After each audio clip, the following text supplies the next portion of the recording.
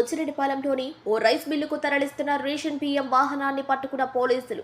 పేదల బియ్యం రైస్ మిల్లర్ల జోబీలోకి. జిల్లాలో జోరుగా సాగుతున్న రేషన్ బియ్యం రీసైక్లింగ్ వ్యాపారం. సంఘం నుండి బుచ్చిరెడ్డిపాలెంలోని ఓ రైస్ మిల్లుకు అక్రమంగా రేషన్ బియ్యాన్ని తరలిస్తున్న వాహనాన్ని సంఘం పోలీసులు పట్టుకున్నారు. సంఘం నుండి బుచ్చిరెడ్డిపాలెం జాతీయ రహదారిపై రేషన్ బియ్యం తరలిస్తున్న వాహనాన్ని వెంబడించి సంఘం బుచ్చి టోల్ ప్లాజా మధ్యలో రేషన్ బియ్యం వాహనాన్ని పోలీసులు అదుపులోకి తీసుకుని పోలీస్ స్టేషన్కు తరలించారు. పోలీసులు తెలిపిన సమాచారం మేరకు వాహనంలో సుమారు 2.5 టన్నుల రేషన్ బియ్యం స్వాధీనం చేసుకుని కేసు నమోదు చేశామని తెలిపారు.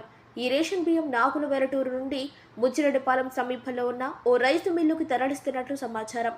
అక్రమ సంపాదన ధ్యేయంగా పెట్టుకున్న కొందరు రేషన్ డీలర్ల వద్ద కిలో బియ్యం 10 రూపాయలకు కొని రైస్ మిల్లుల యాజమాన్యంతో ఒప్పందం కుదుర్చుకుని బుచ్చిరెడ్డిపాలెంలోని రైస్ మిల్లులకు తరలించి రీసైక్లింగ్ చేసి కిలో బియ్యాన్ని 60 రూపాయల నుండి 70 రూపాయలకు విక్రయించి పేదల బియ్యం రైస్ మిల్లర్ల జోబీలోకి వెళుతోంది. ఇకనైనా జిల్లా కలెక్టర్ రేషన్ బియ్యం అక్రమ రవాణా అరికట్టే విధంగా చర్యలు తీసుకోవాలని ప్రజలు కోరుతున్నారు.